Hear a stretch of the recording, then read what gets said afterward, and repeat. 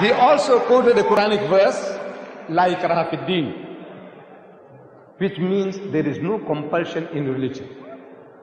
Compulsion is worthless. At the point of the gun or the knife, you force somebody to say, read the Shahada, the Kalima, the Creed of Islam, and the man is forced to read. What is it worth? Nothing. There is no compulsion in religion. But the insinuation is that the Muslims were doing compulsion.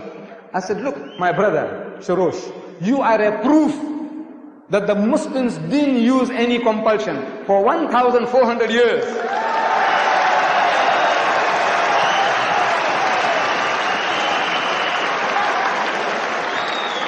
For 1,400 years, you and your other Christians, whom you now say number 14 million, they lived in our midst. In Egypt, the Muslims have been the overlord of that country for 1,400 years. For a few years, the French came, for a few years, the British came, but overall for 1,400 years, the Muslim has been ruling that land. And yet, today, you can boast there are 10 million Coptic Christians in Egypt. If there was compulsion of any kind, there would not have been a single Christian left in the country.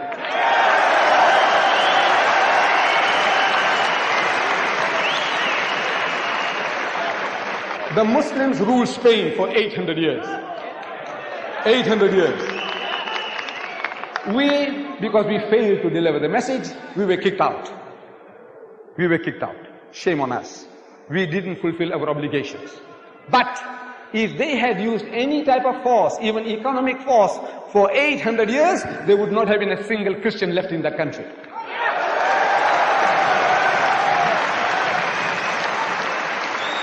We Muslims, we ruled India for 1,000 years.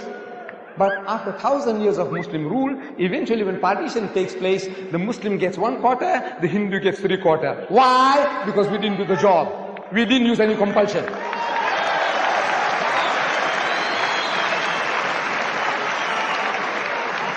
And which Muslim army went to Indonesia? Which Muslim army went to Nigeria? Which Muslim army conquered the east coast of Africa? Which Muslim army? Today, the Britisher and the American, he's coming towards Islam. I want to know what sword? What sword? What sword is the Muslim using? The sword of the intellect. George Bernard Shaw, he said, if any religion has a chance of conquering England, nay Europe, within the next 100 years, so that religion is Islam.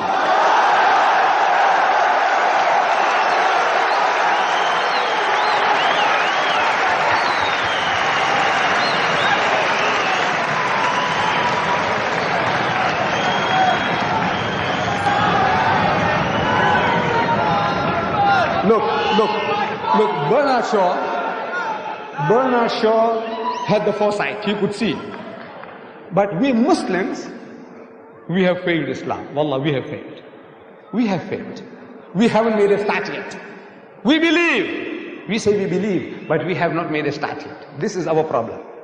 The destiny is ours. Wallah, it is ours. Allah says, لِيُزْهِرَهُ عَلَى الدِّينِ كُلِّهِ. He has given you a deen, a way of life that is to master, overcome and supersede them all, bulldoze them all, whether it be Hinduism, Buddhism, Christianism, Communism, Judaism, atheism.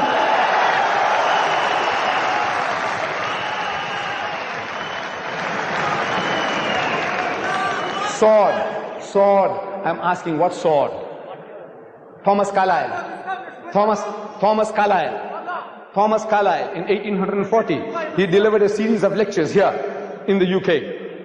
In England, Thomas Carlyle, one of the greatest thinkers of the past century. Thomas Carlyle.